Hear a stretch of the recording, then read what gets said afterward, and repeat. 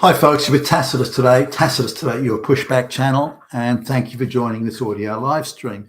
In this essay, I'd like to talk about the very well-worn subject that endlessly does the rounds. It's an essential part of the globalist ideological project, which is race hustling, or rather the claim that racism is everywhere and omnipresent and so on, committed by those evil fucking right-wing fascist fucking Nazis. Hitler!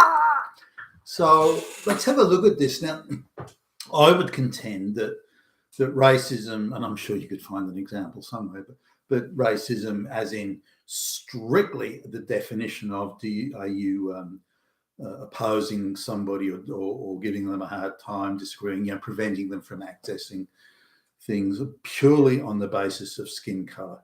That skin color alone will be the determinant. Nothing else, just skin color, which is the definition of racism. Or do you have, do you have issues with people or groups based on their behaviour? If it's a behavioural thing, then it's not racism. Now we've seen sort of a situation emerge where behaviour and skin colour have been conjoined, if you will, so that if you have an issue with someone's behaviour and that person happens to be non-white, then you're a racist, even though the issue you have with them has nothing to do with their skin color.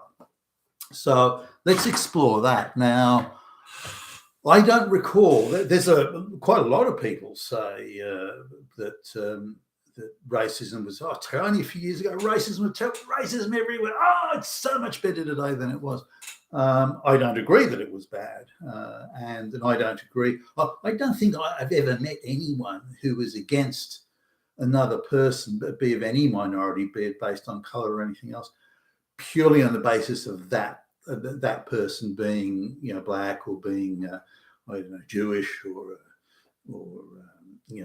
homosexual or something. I don't recall any specific issue based on. I do recall, though, there was issues with people's behaviour. Now, whether that behaviour was typical of the group or the behaviour expressed by the individual was typical of the behaviour in the group, and thus it was a behavioural issue. I don't recall it being on the basis of race. Now, I do recall some of my bosses in my early years in the workforce saying, recommending or advising, or instructing me not to hire Jewish people. It only was an issue if I said the Jewish person was the best qualified candidate, in my view at the time, best qualified candidate, and the boss would come and say, no, don't hire that person. But the reason wasn't that they were Jewish. That wasn't it. The reason was, this is how Jewish people behave as a group, and that behaviour we don't want. So that was the issue. It still wasn't anti-Semitic, just purely they're Jewish. End of story. It wasn't that. It was a behavioural thing. And given how much of the modern sort of discourse is hell-bent on combining the race or the minority group with the behaviour of that group, and you lump it all together and say, it's because of racism. And I see behind that, if you like, architecturally, there's a propaganda complaint. I see very much the Jewish hustle in there as well, in the racism side of things, because as they would see it architecturally, it'll then protect them from sort of, as they would perceive it, attack. Because certainly when I was told, well, you can't hire a Jewish person, or don't hire them, or who else have we got, that sort of stuff that my bosses were putting on me. Again, as a young guy, I didn't really know what they were talking about. What does it make any difference if someone's Jewish? Our argument was that, the behaviour was different, and that Jewish behaviour was such and such. They've experienced it previously, they've seen it a number of times, and they're not prepared to take that risk. The main claim being that the Jewish people will, once they get into a company, they'll make sure that all their Jewish buddies are hired at the expense of Gentiles, and before you know it, there'll be a Jewish cabal, and they'll be agitating and complaining that they're hard done by, and so on. So this was the argument against it. At the time, I thought it was, well, who gives a shit? The applicant is the best qualified applicant, so who gives a shit if they're Jewish or whether they're from, I don't know, outer space or something. It doesn't really matter, does it, if they're the best qualified? later on, as I got older and I experienced it directly, then I saw what they were on about, and so I sort of now or later, not have had a lot more sympathy with that perspective. At the time, I thought, well, what a silly thing to be saying.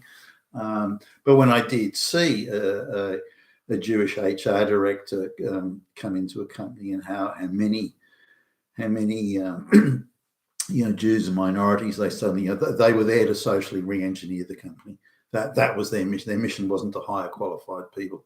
It was a mission of social engineering, which is exactly what these people had told me years ago. My bosses, that I sort of poo-pooed and dismissed as nonsense. I actually saw it as I got on. So behaviour is a real issue. I'll talk about a couple of other things. We had a couple of sort of pretty big contracts downtown, and I didn't want to travel too far because we were pulling long hours. So we rented a place. I wasn't downtown, but it was sort of in the the middle, sort of the closer end of the middle distance belt of suburbs to the downtown area of the city. This is Sydney, and so we had a few things. This was sort of around the time when the mass migration was really ramping up. When the government here was assuring us that only people that spoke really good English and had first world recognised skills would be allowed to migrate, but it was absolutely the opposite, complete opposite. Illiterate peasants with not a single skill or qualification were turning up in huge numbers. But anyway, there was a bunch of if you like, government housing. The government would sort of go into the private market and rent out places, which of course were owned by their political buddies and mates and everything. It was quite corrupt. And rent, say, a block of apartments, and then they'd stick it full of these mass migrant folks. And in one case, they put in quite a large bunch of Pacific Islanders in there. Now, these people come from third world countries. They come from, many of them would never have worked in their lives, because it's sort of on the equator. They live an outdoors lifestyle. They don't get up until sort of 10 o'clock in the morning, and they don't go to bed until 2 o'clock in the morning. They're very loud because in their culture, if you whisper or speak softly, it means you're conspiring against your neighbours. So everyone talks loudly so everyone can hear what they're saying, which means you're not conspiring. There's a cultural thing. You see that in black communities as well, by the way, in Africa. So anyway, and because they live this outdoor lifestyle, and it was summer at the time, there was quite a nice park nearby that had an outdoor gym, and had barbecues and seating and like a kids play area, that sort of stuff. And it's quite nice. It's very well kept by the local councils. So when this mass of Pacific Islanders arrived, they went to claim this park as their own. It's not a public park as they perceive it. They've arrived in with large numbers, and it's their park, to the point where they'll ask you to leave if you turn up, or they'll do things like, say you want to use the outdoor gym. One of the owners will sit in every or occupy every piece of gym equipment, so you can't use it. So effectively, they prevent anybody from using the park. Now, on top of that, they stay in at night, because the street lights around it meant the park was reasonably well illuminated. So they would stay in the night, very loud, calling out as they would in their own sort of Pacific Islands and so on. And so it was a no-go zone for the local white people. And now that behaviour of, and they would also, when white women or white girls would pass by, they'd catcall them and be quite sexually explicit, I thought. But anyway, so this was going. They'd also call out to men going by and weren't flattering remarks. So I had a problem with this behaviour. I thought, why are these people? They've taken over the park. They're rowdy. and they leave a whole load of rubbish and garbage around. They leave the they urinate and defecate in the park, this sort of stuff there. Now, they would do that in their own countries, in their own islands. And so they've just transplanted their behavior here. Now, didn't they get a special course on how you behave when you get to an advanced first world white country? Why would they think you behave the same way here as there? No one's stopping them. The police aren't coming around and saying, hey, this park's for everybody. The local council liaison officers aren't coming around and telling them this is actually a public park. You're not allowed to just commandeer it as your own for your own genetic diaspora. So they're behaving in a very, very racist manner, I would argue, to the rest of the population or the rest of the people in the area. So I had a problem with their behavior. But if I say something about it, or anyone says something about it, well, wait a minute, let's let you be complaining about their behavior. They've got brown skin. You fucking fascist, fucking Nazi, racist. You are Hitler. So, but no, wait a minute. I'm complaining about their behavior. I don't give a shit that they're from the Pacific Islands or they're brown skinned. It's their behavior. If white people moved in and behaved that way, I would have a problem with that. Oh, but that's their cultural heritage. That's the way they behave. Well, sure, all right, but they're not in their own culture. They've come somewhere else. And again, it's a public fucking park. So then now, at a very young age, I was sort of put on the international business traveling circuit. As I think I mentioned before, sort of more or less by accident. There was a company that I was working for at the time, a big multinational. I was like a cadet trainee. I was only a young guy, I was 22, 23 or something. And they had a gig where they wanted someone to go around the Silicon Valley area into the small sort of light industrial type estates where there was a huge amount of computer development and hardware, software development, that sort of thing. So they needed someone to effectively run around and knock on the doors of these places and say, well, what are you developing and what new products are you designing, and that type of thing. And there was like a million doors to knock on to ask those sort of questions, all the way really from I don't know, southern San Francisco, down through San Jose and the classic sort of Silicon Valley. Even all the way down to Santa Barbara, then again around parts of LA, El Segundo and so on. So anyway, that was my job, to go around and talk to these people. So it was a job that usually if an overseas junket was on the cards, you'd have a queue of senior managers wanting to go on it and just travel around in lavish style and pretend they were important and the like. But because it was this gig was one that required a lot of shoe leather, a lot of work, and a lot of what they would see it as humiliating and degrading work, then they grabbed me. That what clinched it was I spoke passable Spanish, and at the time, yes, so they were thinking, well, who do we send? It has to be someone young and inconsequential. Hey, Billy Bob speaks Spanish.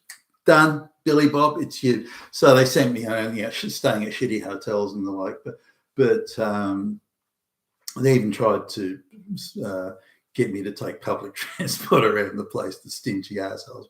But anyway, that was so I was sort of thrust into the middle of the United States, which had a large Hispanic and Black minority population at the time. And again, I'm a younger, fairly left-wing views at the time. So I was more than sympathetic to the idea of that there were racist influences, negative racist influences in the world.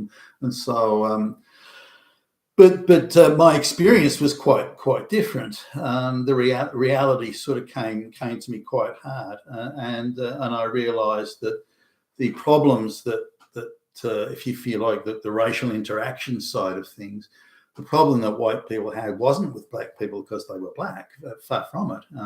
The problem was that Black people behaved differently. And it was that difference in behavior that was the problem, not that they were Black. Now, again, the two have been conflated in more modern times.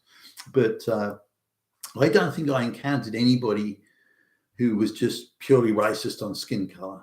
I don't remember recalling a single meeting or talking to a single person who held that view. Now, I'm sure that if I'd kept on going long enough, I would have found somebody, but certainly not in the circles that I was moving there, which were college kids with advanced degrees mainly. So very few people outside of that I would end up dealing with. These were the design engineers designing the future of computer technology and so on. So anyway, that was something that, but the same went for the Hispanic people. There was a resistance to interacting with Hispanic people in certain jobs, certainly not in hotel wait staff, that's for sure. But and if I hadn't been able to speak Spanish, there were certain hotels, the cheaper hotels you'd stay at, if you couldn't speak Spanish, you effectively couldn't get any room service or anything like that.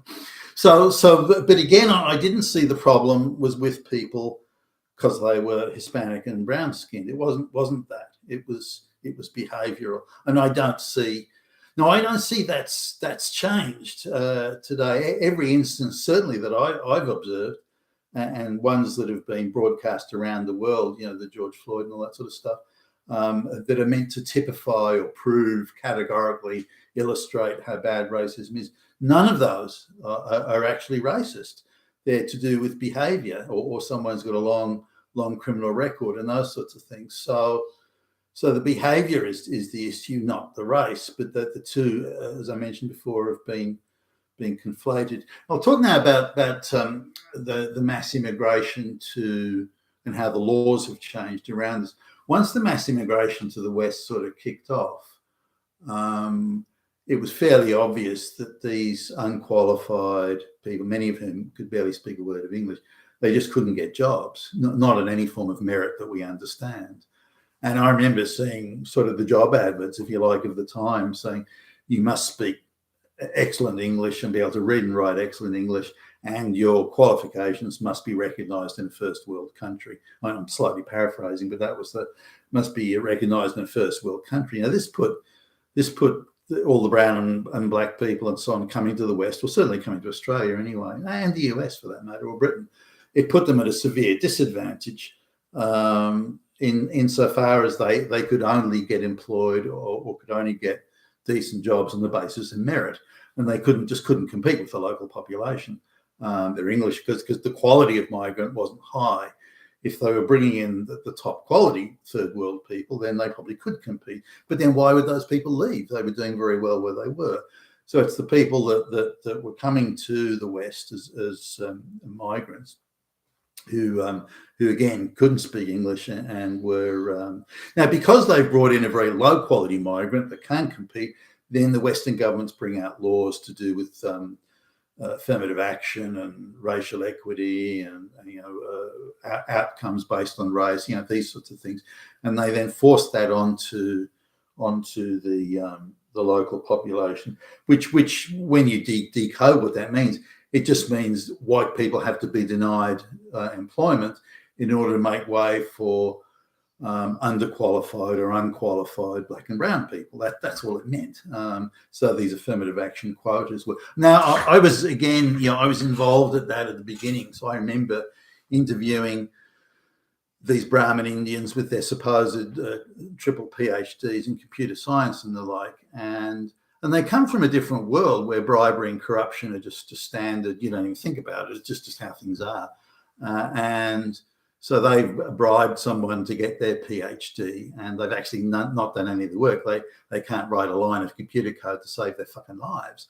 And yet they've been given a migrant visa on the basis, wow, look at this guy's qualifications. He's got a fucking PhD in computer coding. Wow, let's get him.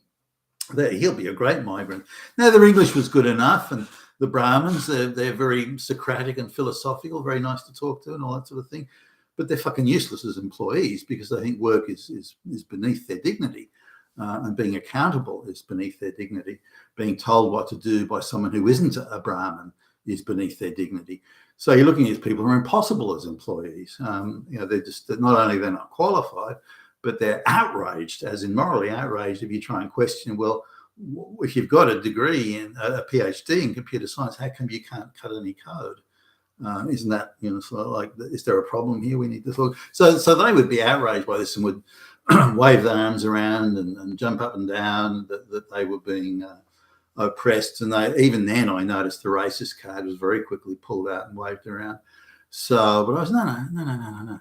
If you say you've got a fucking PhD in computer, you're meant to have it.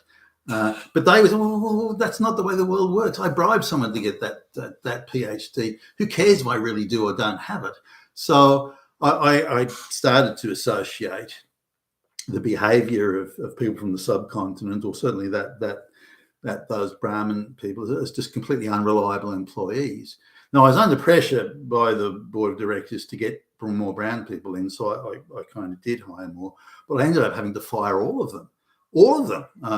They couldn't do the work. They were unable. They wouldn't accept direction. They wouldn't follow instructions. They believed themselves to be socially so superior that any sort of work or accountability was nothing short of an unspeakable outrage against their against their sensibilities.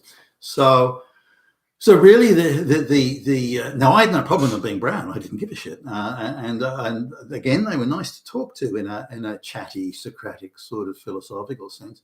But as employees, they were fucking useless. They were disingenuous. They didn't have the qualifications they claimed they had. They wouldn't do any fucking work, and so on and so forth. So I associated laziness and this sort of dissolute behaviour and the bullshit in their CVs, the attitude towards corruption and bribery, which was very casual. It's how the world is. So I thought, well, you're no good if when it comes to doing productive work, you're no good to me. So I took that. Now you say, well, hold on a minute. All those people that you're talking about have got a brown skin. Well, that means you must be fucking racist, fucking fascist, Nazi, white supremacist, far right, Hitler. No, it's nothing to do with that. Their behaviour is such that they're no good as employees. Therefore, I'm not prepared to accept them. Now, it also meant that we upped the stakes where it came to verifying people's credentials. So if someone said they've had got a triple PhD in computer coding in the following languages, we would bring them in and say, okay, fine, this is the quality. Yep, this is it. This and that language, C++,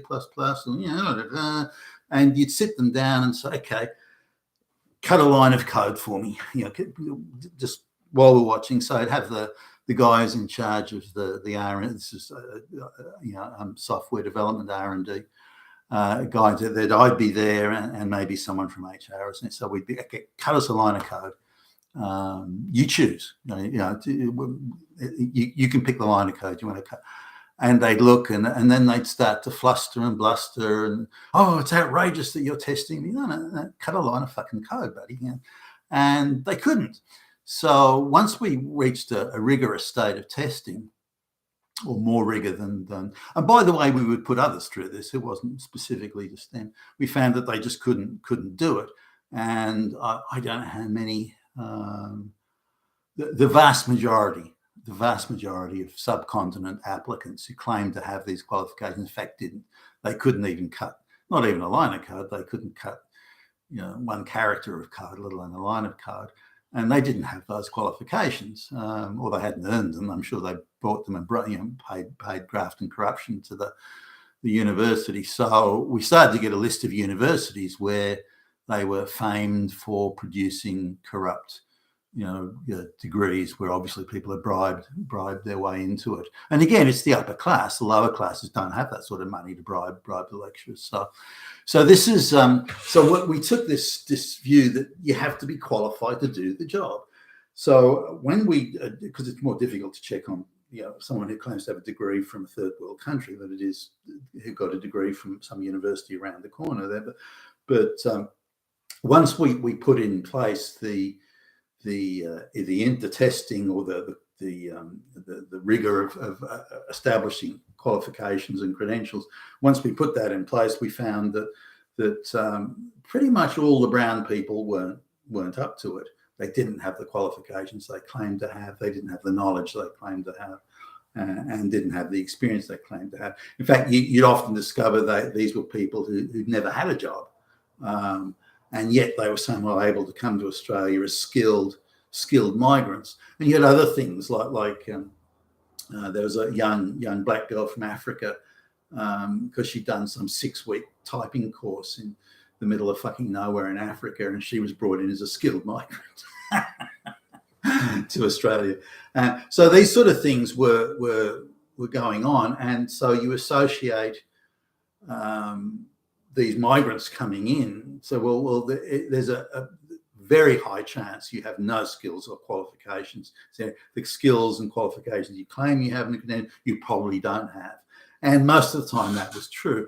But then the government brought in laws, this is all across the Western world, I'm sure at Globalist, because it was very well coordinated, saying that if you don't have a certain number of black and brown people and, you know, the proverbial black lesbian and so on, then you are, you're a bunch of racist Nazis, quite possibly Hitler and so on. So that came in, and this was mentioned on the basis of equal outcomes.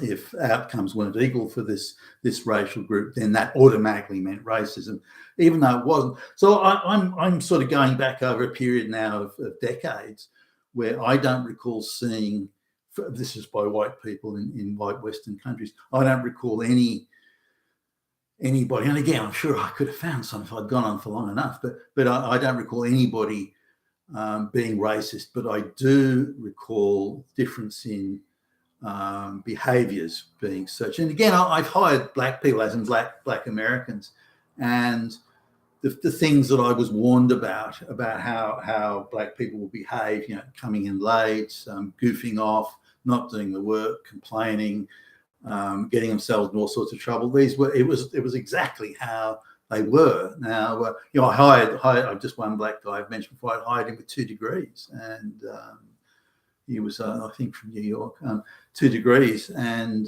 yet he was barely literate in English. I thought, how can you get 2 degrees and be barely able to read and write? I mean, it's insane. He was always getting into trouble and fights.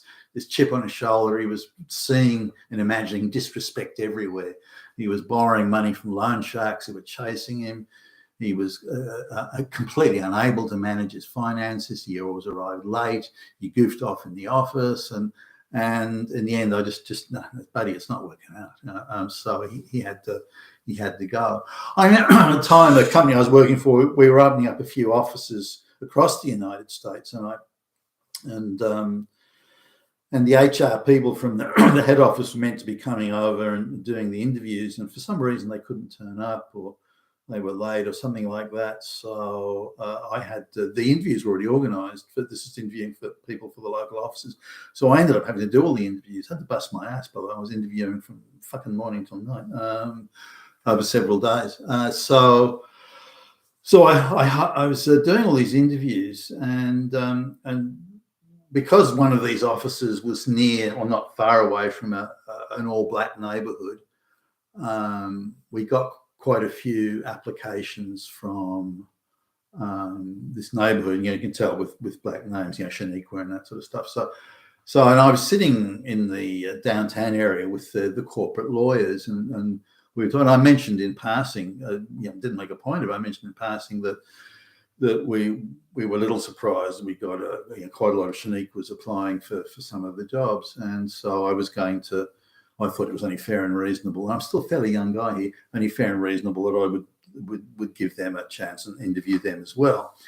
And he almost jumped out of his chair, the lawyer, and said, "Don't do that. Do not hire them." and again, we're going back to 25 plus years ago, nearly 30 years ago, I think now. But I said, well, why not? I mean, who cares, sort of thing. But and again, the merit view, if someone's qualified, which they may not have been in the end, but if they're qualified, then why wouldn't you? So he said, no, don't do that. He said, don't do it. He said, and he explained to me then about affirmative action degrees, which were even a thing back at the time.